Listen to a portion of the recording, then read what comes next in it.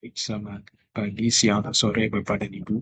Perkenalkan, saya Haidar Afiardi dari 8. Kali ini akan mempresentasikan mengenai apa yang saya pelajari di hari ke-12. Jadi apa yang saya pelajari mengenai materi manajemen ASN dan Smart ASN ini, pertama kami ditampilkan mengenai video Estonia yang berasal dari negara Estonia yang dijadikan contoh sukses dalam mengubah pelayanan publik menjadi lebih baik dengan digitalisasi.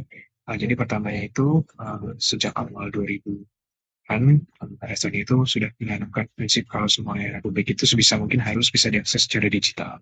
Nah, dengan identitas digital atau EID yang dimiliki oleh semua warga di Estonia, itu mereka bisa mengakses semua layanan secara online, mulai dari pajak, kesehatan, pendidikan, kemudian perbankan, sehingga meningkatkan efisiensi dan transparansi. Jadi, urusan yang biasanya memakan waktu seperti membayar pajak itu bisa selesai dalam hitungan menit lewat sistem online, dan transparansi juga meningkat karena semua data dan transaksi itu bisa diaudit secara digital.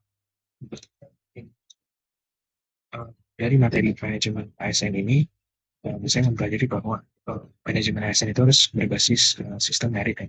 Karena pengolahan ASN itu harus dilakukan secara objektif berdasarkan kualifikasi, kompetensi, dan kinerja, bukannya nepotisme atau faktor subjektif lain.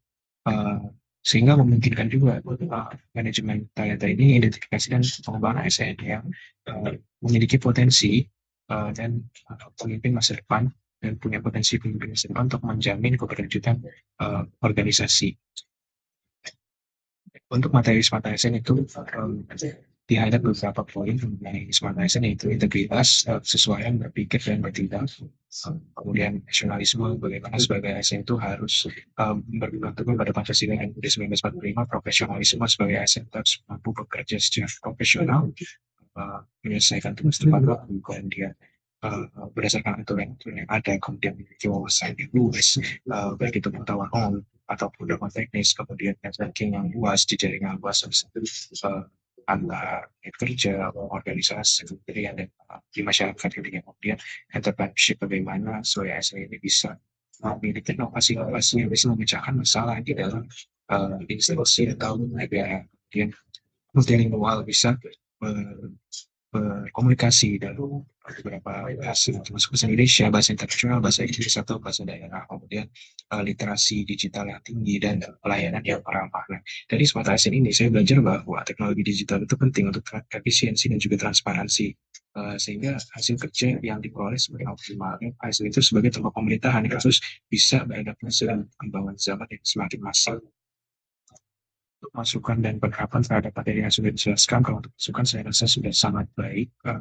Poin-poin yang disampaikan sudah sangat sesuai.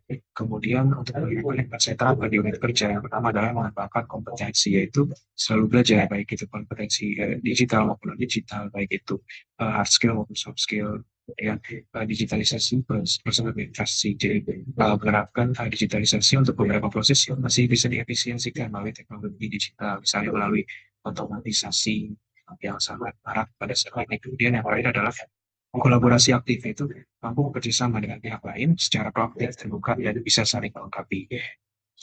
Mungkin sekian presentasi dari saya. Terima kasih atas waktunya. Selamat pagi, siang, atau sore, Bapak dan Ibu.